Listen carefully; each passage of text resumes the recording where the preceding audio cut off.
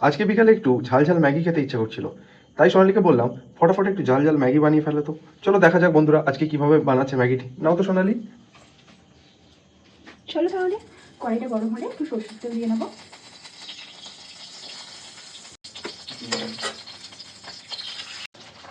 দুটো ডিম ফাটিয়ে নিলাম, মধ্যে সামান্য লবণ, একটু হলুদ গুঁড়ো, একটু লঙ্কার গুঁড়ো ছড়িয়ে দেবো। তারপরে ডিমটাকে এভাবে ফাটিয়ে নেবো। ডিমটা ঠিক যখন এরকম একটু লাল লাল করে ভাজা হয়ে যাবে তখন একটি পাত্রে তুলে নেব। কড়াইটায় আবার একটু তেল দেবো,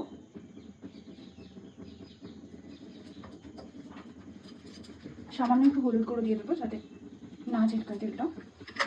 তারপরে পেঁয়াজ লঙ্কা দিয়ে দেবো কুচি, এটা একটু ভেজে নেবো।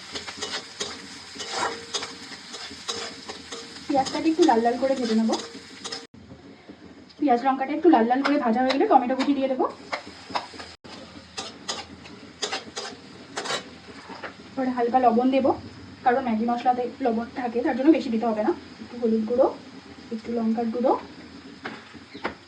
একটু নেড়ে তারপরে ম্যাগি মশলাটাকে দিয়ে দেবো। টমেটোটা এবার গলে গেছে, ম্যাগি মশলাগুলো দিয়ে দেবো।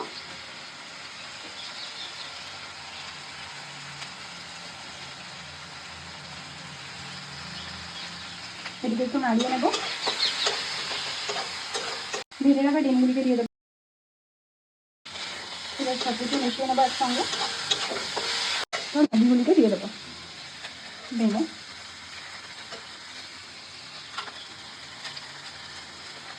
পরিমাণ মতো জল দিয়ে দেবো। মিশিয়ে নেওয়া হয়ে গেছে, এবার 5 থেকে 10 মিনিট এটাকে ঢাকা দিয়ে দেবো। 5-7 মিনিট ফুটিয়ে নেওয়ার পর যখন এমন হয়ে যাবে নামিয়ে নেবো। নাও তোমার ঝাল ঝাল ম্যাগি তৈরি। তো বন্ধুরা আজকের ভিডিওটা এখানে শেষ করছি। ভালো লাগলে চ্যানেলটিকে লাইক